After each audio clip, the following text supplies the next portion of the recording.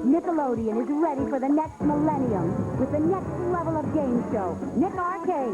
Like other games, it starts with a host. Let's play. Contestants, challenges, but then it goes to the next level and takes you inside a video game. Nick Arcade. Watch and experience video games like never before, from the inside out. The future is now. The next level of game show is here.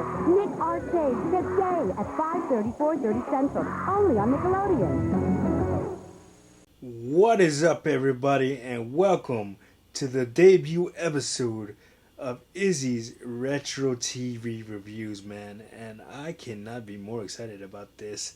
I decided to start this series because, like I said in one of my very first videos on this channel when I started doing the Classic Chronicles channel, I said that I'm a 90s kid, and there's so much good stuff pop culture wise that came out of the 90s, the music, the movies, the TV, and I just decided to kind of devote series to that.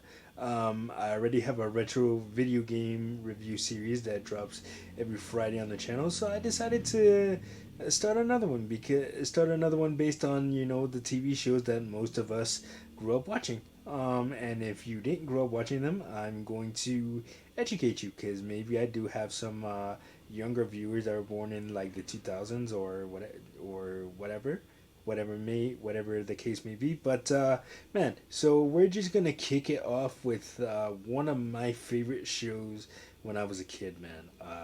Nick Arcade. Oh man. So this show came on Nickelodeon back in the early 90s. This was, I believe, 1991 was the debut of Nick Arcade. 91 or 92, one of those two. And so it was a game show. As most kid programming in the 90s, if it wasn't a cartoon on Nickelodeon, it was a game show. You have plenty of game shows, which I'm probably going to cover in later episodes of the series, depending on how it does. But yeah, so Nick Arcade was a kids game show where basically it combined playing video games and your knowledge of pop culture or history and science. It was also like a game show / quiz show and all that. And you would have the host Fillmore would ask the contestants questions on everything from history to science to pop culture to music. Like, it used to be a video game board, and basically the contestants would take the video adventurer Mikey on the board and try to get him to navigate to avoid the bully of wherever he was. He could have been on an island or in space or whatever have you. And the job of the contestants was to avoid the bully of that level, so to speak, so they can win a prize or whatever.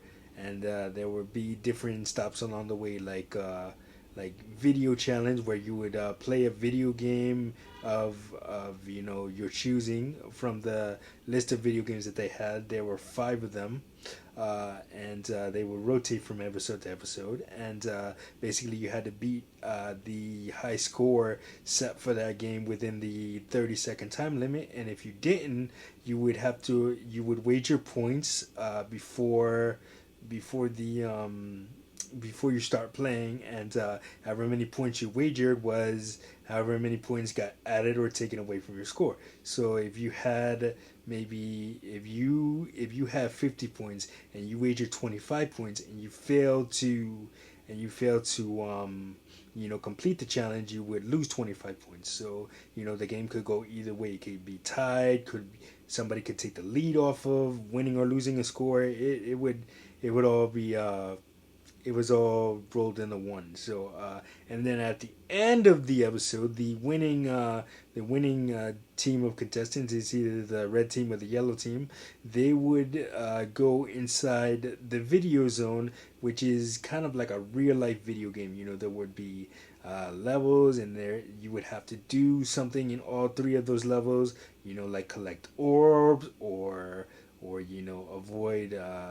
There was a jungle level where you had to get the bananas from the trees and avoid all the stuff that came along with it.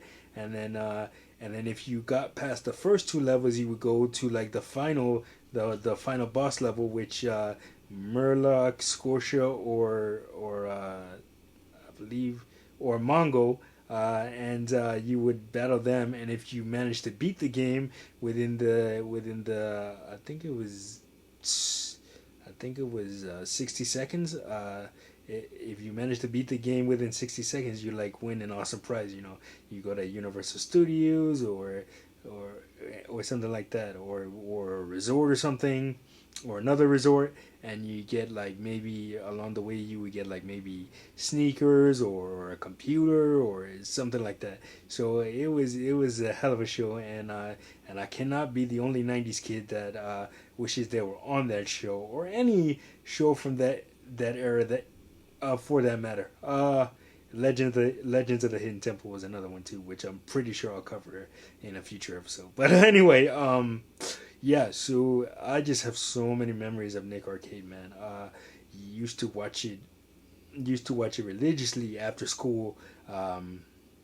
That is when I wasn't like struggling with my homework, because I did grow up with a learning disability, so it took me a little bit to process.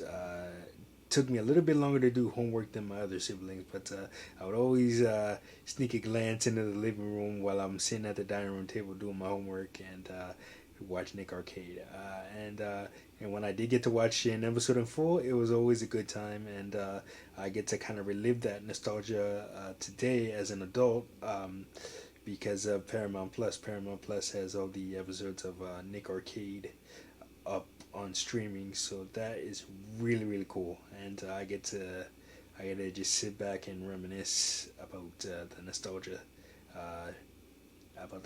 that was Nick Arcade and the '90s, man. Whew, man, just such a great show. And man, that is gonna do it for this episode of Izzy's Retro TV Reviews, man. Like, subscribe, share. Don't forget to hit that notification button so you don't miss a video. Let me know what you guys want me to talk about down in the comments. What '90s TV show you want me to talk about? If I seen it, then I will talk about it, and if I haven't seen it, I will do my best to track it down and do a retrospective for you guys. But anyway, I will see you guys on the next episode. I hope you guys enjoyed this first one. Peace.